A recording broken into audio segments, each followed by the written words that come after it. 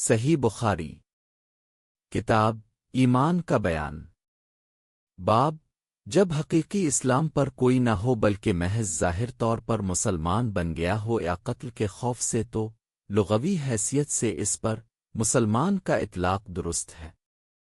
حدیث نمبر 27۔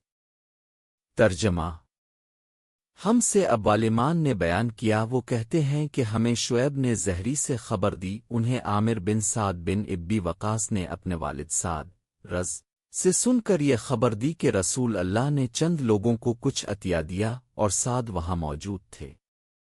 وہ کہتے ہیں کہ رسول اللہ نے ان میں سے ایک شخص کو کچھ نہ دیا، حالانکہ وہ ان میں مجھے سب سے زیادہ پسند تھا۔ میں نے کہا، آ رسول اللہ، اپنے فلاں کو کچھ نہ دیا حالانکہ میں اسے مومن گمان کرتا ہوں۔ آپ نے فرمایا، مومن مسلمان؟ میں تھوڑی دیر چپ رہ کر پھر پہلی بات دہرانے لگا۔ نبی کریم نے بھی دوبارہ وہی جواب دیا۔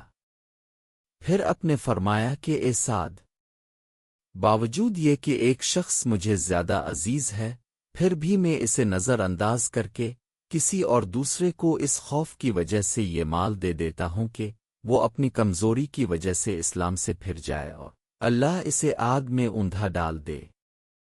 اس حدیث کو یونس صالح معمر اور زہری کے بھتیجے عبداللہ نے زہری سے روایت کیا۔